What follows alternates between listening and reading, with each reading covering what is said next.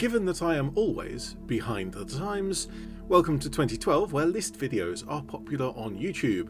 Specifically, I was looking through my collection of bolt-action models and I realised that quite a few of them are ones that I don't even consider taking to games, unless I'm being a bit silly, which happens quite often. For various reasons, the points cost is too high, the rules are too clunky, or they're just plain unlucky models, sometimes I just don't want to take them. And so hi, I'm ED-SKaR, and these are the 6 worst bolt-action models in my collection.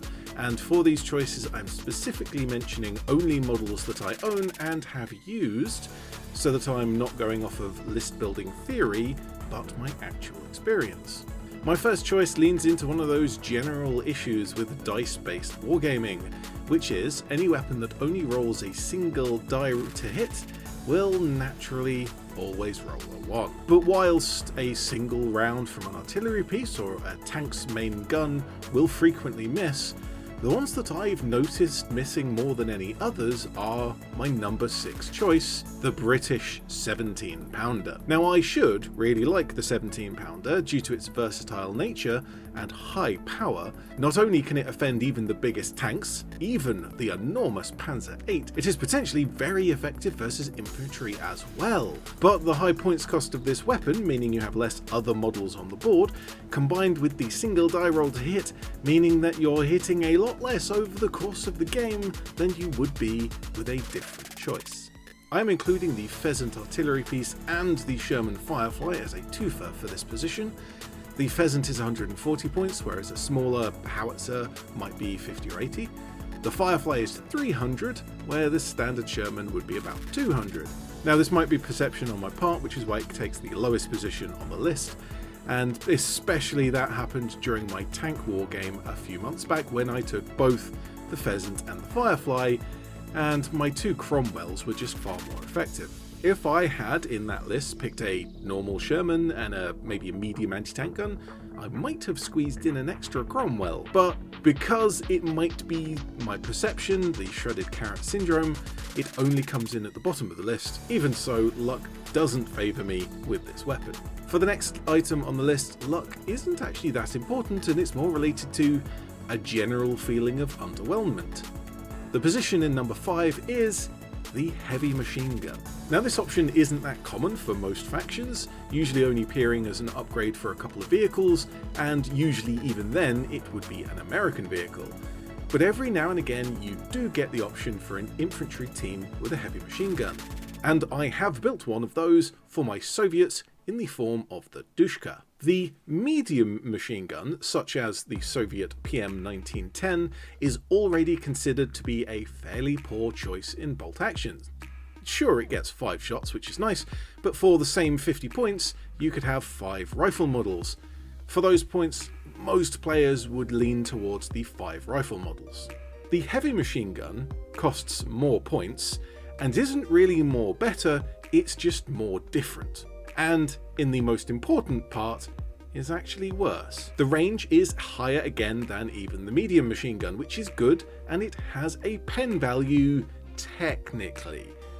A pen value of +1 is really not all that special, and even against armoured cars you're needing a 6 to even glance it, so even a light tank can't take any damage from it.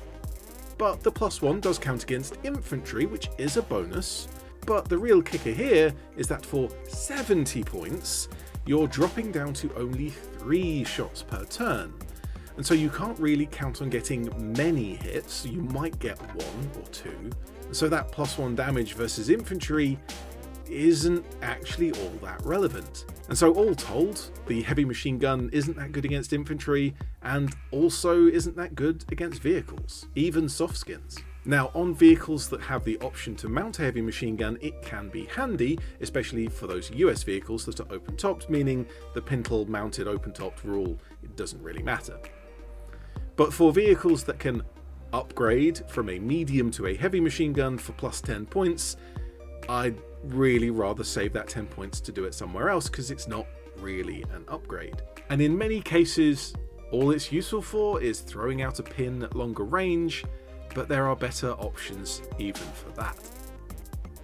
My next item on the list also suffers from being compared to better options for position 4, the Soviet Tank Hunter Squad. Now this little squad of 2 to 4 models actually has a lot of versatility and it can be used very effectively, but it's just really bad at what it's supposed to be for. The unit has anti-tank grenades and can take a single captured Panzerfaust, and you even get to forward deploy, so you have a good chance of getting in range of that short-range Panzerfaust before being taken out. But it is a single shot weapon and you only get 1 shot per game, not 1 shot per turn, and so the chances of actually hitting with it are, well, pretty unfortunately, quite low. The molotovs and anti-tank grenades, well, you really need to use those in larger numbers, and this squad caps out at 4 models. So the utter best you'll ever manage is a +4, making the maximum total, rolling a 6 on the damage roll, is total of 10, and that just scrapes through a penetrating hit on a medium tank. But the average, even with a full squad, is 2, and the average of a d6 roll being 3.5 is 5.5, wouldn't even glance an armoured car. The unit therefore falls back on the other benefit from the squad, which is that being able to forward deploy. And you can waste that by having a little rifle squad start up close to your opponent, or you can use it more of a threatening unit for your opponent's vehicles. With a hidden little squad with molotovs and a Panzerfausts, it might hurt their medium tank, and so your opponent might deploy it on the other side of the board. But that is just about the best use you're going to get out of it. And there is another unit that is in some ways very similar, but without the benefit of being able to forward deploy, and so it goes further up the list. In position 3, the Goliath anti-tank remote mine and the Soviet anti-tank dog mine. I should mention here that I don't actually have the real model for the dog. I have only used this Bad Squiddo model of a mine sniffing dog, which is sort of the opposite, as a proxy model for that. Both of these options effectively work as that same one-shot weapon, which again, it's 1 die to hit, but it's only once per game, not once per turn, and so the chances of hitting are awful. The Soviet dog requires a 4+, can only target stationary tanks. The German remote control mine hits on a 5+, which is even harder, but it can target buildings, which might actually be the better use for it. But that 5+ is still really cruel. You can consider, if you do the maths, that the German mine is a 3-model veteran rifle squad that can sneak around putting on pins, and then has an expensive 1-shot weapon, which I worked out to be 30 points regular or 39 veteran. And for that cost, it's quite inefficient when you can take 6 or even 7 or 8 Panzerfausts for your other infantry squads for that same points, which would be much more effective. The Soviets can take up to 3 dogs in a single squad and can potentially take 3 squads if you really want to, and so there's a lot more dice being thrown out, but those points do add up quickly. Now it is cheaper than the Goliath, but it is again possible that the captured Panzerfausts in other squads are going to be more effective. What is far less effective is my number 2 slot, the medic. Now, in real life, field medics are such an amazing and important part of saving lives on any battlefield. It's said that a modern medic attending a casualty within an hour changes their survival rate from 10% to 90%, assuming they survive the first hour in the first place. But war games, particularly assault scale games like Bolt Action don't take place on the hour-by-hour timescale, but rather the minute-by-minute timescale of that last push within the context of a larger battle happening around the game board, the sharp end, as it were. And so the rules for the medic in-game aren't actually all that impressive. Essentially, any casualty taken within 6 inches of a medic has a 1 in 6 chance of not being removed. When using medics, I have found it very difficult to even keep the medic within 6 inches of friendly squads, let alone 2 or 3 in an assault, especially when the random order dice of Bolt Action means that the units don't move all at the same time. But even from a probability point of view, for every model saved, 5 have fallen, and for any unit that's lost 5 models and probably has a few pins, well, it's not really going to benefit from having one model saved, really, at that point. So, historically, thematically, I'd always want a medic to hand, but technically, in-game terms in bolt action, they just don't do very much. But what does even less is my first choice, my number 1 slot.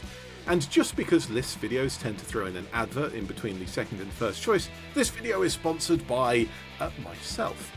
I made an over-engineered painting handle composition models with 2 axes of rotation to reach all the little areas that are hard to get to on a model with much greater ease and comfort. Link in the description. So my last choice, that does even less than the medic, the unit that a competitive tournament player, Bo, recently gave the damp praise of, at least it's an order die, and one of my most recently painted models is my number 1 slot. The Chaplain. Much of the rules for the Chaplain are very similar to the medic. About 30 points, can't attack the enemy, rather acting as a support unit of friendly units. But the Chaplain has far less utility in their ability. Rather than affecting any unit within 6 inches all the time, they only affect a single unit once per turn within 6 inches. And instead of potentially saving models from being removed from the board, they potentially remove 1 pin from that unit. Now, pins are a big part of bolt action, and taking off a pin from a unit at the right time might just save them, but it's very situational, and it's still on a 4+, so it's not guaranteed. Well, these are my picks, and you are all welcome to come into the comment section below to have your own opinion, to say whether the units that I have picked are actually really very good in certain situations, or that there are other units that you have used that are even worse. But as I mentioned at the start, this is just my perception based on the models that I own, have painted and have taken to games and seen just how ineffective they can be, especially when the dice are against them. But now I need to put away all of these models, so I'll get onto that. I'm ED-SKaR, always will be, and thank you very much for watching.